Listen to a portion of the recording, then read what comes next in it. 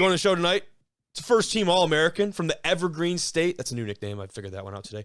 This guy put up some wildly impressive numbers at his pro day, looking to take his play to the next level. Sounds like got some great news for us in the show here from the secondary at Central Washington. It's Pat Rogers. What's up, fella? How you doing? I'm doing great.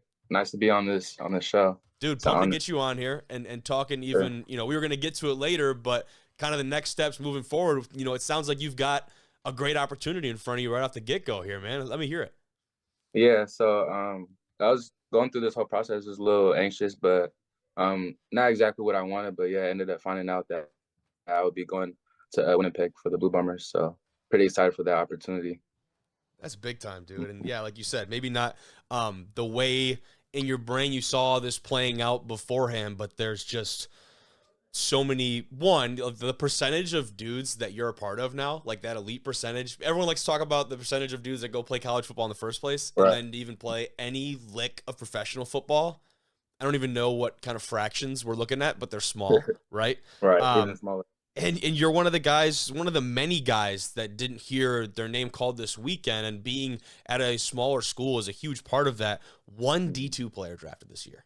Like, I'm going into this. That's why I'm not a talent evaluator. We're going to talk about a lot of guys that hopefully are going to, make some next steps just like you are. But it's a Right. good thing I'm not a talent evaluator. I thought at least like 5. At least. I thought that was like the bar. Like seeing these guys and their draft grades coming out, the pro day numbers. And although you maybe didn't expect to be a part of that draft class, I know something after the draft, you were certainly expecting to be in the conversation for a lot of those UDFA deals and those things. What was that experience like? That had to be tough, especially seeing some other guys at your level start to ink those deals. Yeah.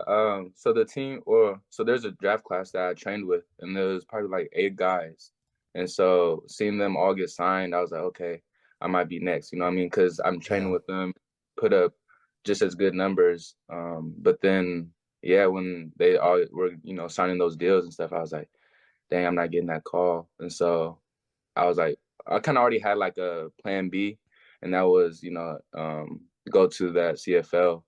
CFL route. And so when I didn't get that call, I was just like, well, I just gotta make the best of it, And so yeah, it was a little anxious, a little rough, but I think God has a plan for me, and so it might not be what I wanted, but it's gonna be what's best for me. And so 100%. Like I was kind yeah, I of just saying earlier, like that doesn't have to be the end for you, right? It certainly is not Mhm. an end in the road. It's just taking a different path, maybe to where you Right. eventually want to end up. And I think guys have to understand that too. Like that's, you know what I mean? From an outsider's perspective, that might be this incredible drop off, but there are so many guys that have made that exact journey. You're not the first one to do it. You won't be the Right. last. I think that's a pretty comforting idea. Like whatever I go Yeah. through in my life, I'm like, man, there's a good chance that I'm not the first dude that's had to go through this, and there's a better chance that I won't be the last one. So, Right. I think that's big time. But now you're in a spot where you've earned that opportunity. Now you get to go out, show the skill set off. When did you make ultimately that decision? Was that a conversation with your agent or whoever's representing you of, hey, maybe we should look at this other route of going to like a CFL, UFL, whatever that kind of alternate option Mhm. was? When did that come about originally? Um, it was I was kind of late to signing with my agent, Mhm. but we started talking more about it kind of when we first started talking, because he was saying you're coming from a smaller school, and the chances of getting the undrafted free agency would be pretty slim. And then on top of that, going to rookie camp and then having to make the rookie camp and then go to the fall camp. Absolutely. So it's such a long process. And he had just called me 2 days ago. What's today? Monday. Yeah. So he called me on Saturday, Sunday, after the draft happened, and he was just like, "These are the options that we could look forward into. You know what I mean? You have a higher possibility of still getting to the professional route." And um yeah, and so yeah, we was talking about that, and I was kind of talking to my girlfriend too, because she's been a big role into like this whole Absolutely. process. So I was talking to her, and then yeah, my agent the last 2 days, and yeah, that was kind of decision. And for me, it's just all about opportunity. And so I looked at it as, yeah, I can do these 2 years, get some film, and still develop my skills, because I think that's what a lot of NFL, scouts are looking at, is like, yeah, he played D2, and is the competition level isn't Yep. necessarily there. Yep. And so I looked at it as just opportunity, just to continue just to build my skill set, my mindset, and yeah, and just continue just to be an overall better person. And And I so, think that's a big part of the conversation too. And then you talked about it right at the beginning is that like this wasn't a oh shit moment, like oh shit I didn't get my name called. We have to figure out like something else has to right, go. This was something that you guys acknowledged that in the first place, and like we're going to have something prepared because for someone like you, not that you don't have a backup plan outside of football and that you're not prepared for life after football, but obviously you're putting all your chips into this right now and you're yeah, 100% invested in this. So for you to not be prepared to have alternate routes to get to that end goal would be foolish because you're putting so much into this. Like you said, you're training at this level with all these guys who are, you know, have the same goals as you. And I think that's a really important part of that conversation. But let's talk about, you talk about the numbers. Let's talk about your pro day a bit, man, because you put up some ridiculous numbers. Talk about that experience and maybe what you learned from there. You had to leave that pro day feeling pretty confident. yeah, I was pretty happy. So going into the pro day, I didn't have a pro day at all, and so the place I was training at was FSP in Bellevue, north of Seattle. Um, so yeah, I was training up there, and I was just trying to like just build my connections and just use my resources to my best, best advantage. And so I ended up talking to one of the guys I was at Wazoo, and I was like, can you talk to your coach and maybe try to find out a way that I can get your guys' pro day, get into your guys' pro day. And he said, so he ended up talking to him, and then I ended up getting into the pro day, but I needed a scout to invite me, and Yep. so I ended up having to connect and getting my way into there.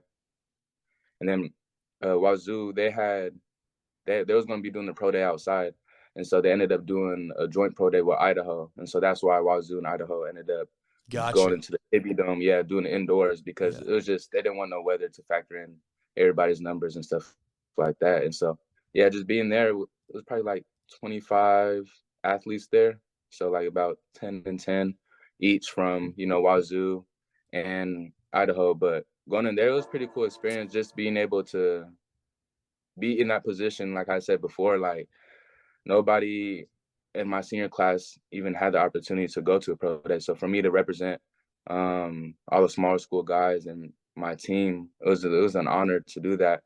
And to put up those numbers, it was even cool. I wish I would have ran a little bit faster, and Hey. I'm gonna still continue working on my Yeah. speed. But overall, yeah, I was pretty impressed. I had jumped to 40 and a half, but they ended up scratching me, so I was kind of bummed out about that. Man. But still to get that 39.5, I think that really like gave me more confidence in for like the rest of the pro day. Kind of like set the tone, like okay, I'm gonna have a pretty solid day.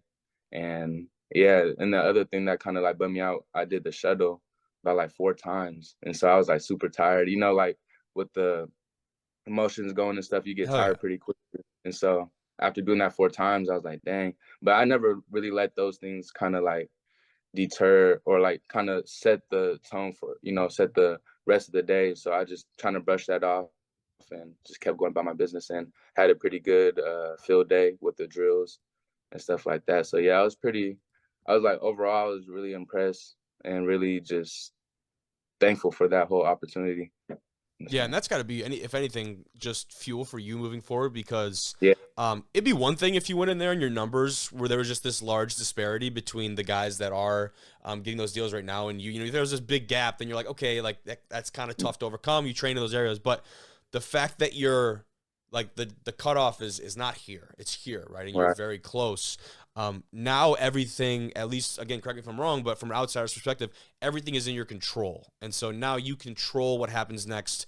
Assuming you get in there, go into Winnipeg, earn yourself a job, earn yourself a spot, and start making plays. Now you have things in front of you that are under your control, which is, I would imagine, a much more comfortable part of the process because everything up to this has been giving away control. You do everything you can, control what you can, but there are all these variables and other things and trying to get people to believe in the player and person that you are. So I'd imagine there's a sense of comfort over these next couple steps. And that's all I ever told myself is just control the controllable, and that's your emotions and the way you approach things. And I always also told myself was just take advantage of all the opportunities. As long as I'm given the opportunity, then I'll take care of the rest. And so far that's what I've done. And now I got another opportunity at the CFL, and so I'm gonna just take advantage of that, do what I have to do. Hell yeah, dude. That'll be awesome. And I was telling you earlier, like, man, as an American too, like, it's tough to. Cause I mean, I shouldn't assume. Like, do you have like, are you Canadian? Like, do you have any like in there or? I Okay. don't. Because there's some guys I know, like there was a quarterback for Augustana, Casey Bauman, I think it Mhm. was, who went to the CFL draft and like had that kind of like really in his like back pocket because it's a lot easier to get into the league if you've got that. I don't know if it's like a dual citizenship thing, whatever the hell's got going on, Mhm. but if you're an American, it's tough because you've obviously got the limits on those rosters. So not only are you just trying to make a pro roster, you're only one of what is it like 20 or Might, less? I yeah, don't know. yeah, Is there 20 somewhere around there, right? And it's like you're not only can you be in this position group might be tough, but just as an American, they might be at their limit. So you Mhm. definitely got a lot of stuff ahead of you. But let's talk about that Wildcat squad in 23, man. And you guys surprised a lot of people, myself included. But we'll start at the beginning of the season. Weber State, FCS side, Montana Tech, an NAI squad that came out, and I'm sure you guys took some flack for that one, but they panned out to be a really solid football team. And now for me, I wasn't really hip to you guys at the beginning of the season, to be honest. But heading into week 3, you got Angelo State, number 9 team in the country. This kind of losing thing could have turned into a real slide at that point. Yeah. But you bounce back, make some big plays defensively, and turn that one around. What did that do for your guys' season, man? That had to be such a big turning point.